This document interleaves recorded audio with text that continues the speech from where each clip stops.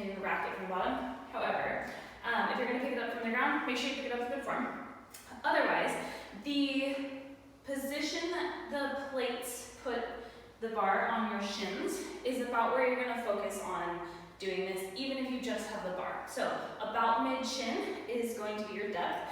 In general, your deadlift stance is feet underneath the hips. I do have a video of how to find your deadlift stance, and that can vary per person. So some people like a little bit wider stance, some people like it a little more narrow. So you can play with it, find what works best for you, but in general, feet are closer than a squat distance, right? They're more underneath the hips, toes pointed slightly outward. Whatever you do, just make sure your knees track along with the toes as you go down. So with the deadlift, you're gonna find your stance. Okay, when you pick up the bar, make sure you maintain your neutral spine here, even if it's from the floor.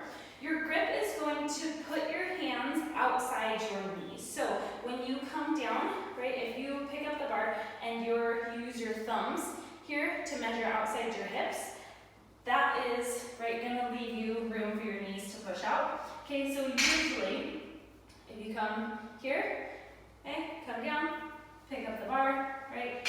Generally, that's gonna be about that thumb's distance outside the textured part of the bar. But again, every bar is a little bit different, everyone's a little bit different. So play with it, find what works for you, but you want your hands to where they're not getting in the way of your knees as you go through the movement, okay? So you have your stance, you have your grip.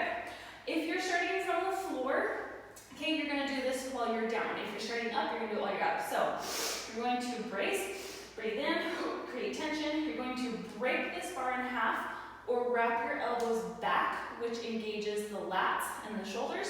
Okay, help stabilize. You're going to slide the hips back, sliding the bar down the thighs. As soon as you get to the knees, you can start to drop your torso, drop your knees, okay, and we're about mid-height here. You're still braced, stand back up, okay?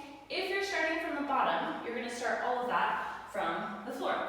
So you're here, right, there's plates on the side, I'm not gonna put them on just so you can see. You're gonna brace here, break that bar in half, grip the floor with your feet, squeeze the glutes, stand up, re-brace, brace, brace, brace, touch down, brace, brace, brace, touch down.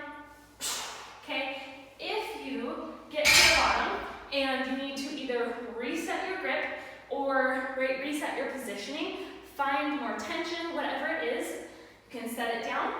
Okay, I'm gonna put plates on real quick just to show you this. And normally I would say always put collars on, but I'm not gonna waste your time to do that.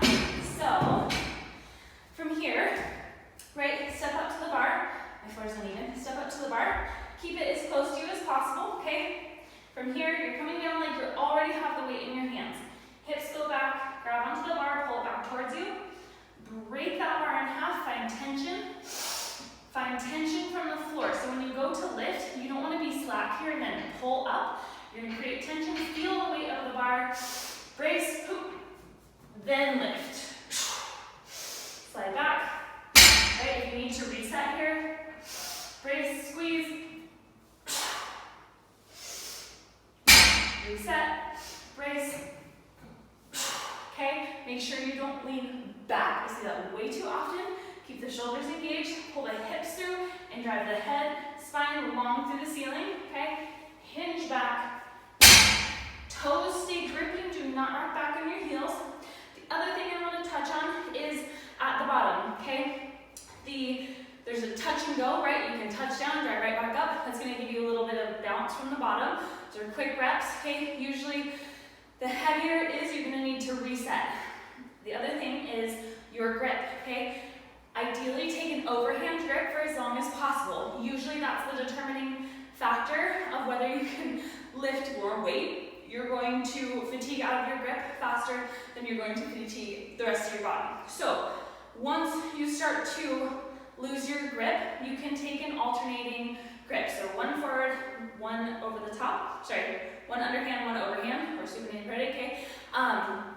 But make sure that you switch your hands when you do it. So like do one set like this, one set like this, okay? Because it can create some imbalances in the shoulder and it does create a little bit of different torque on the body. So play with your positioning, maintain your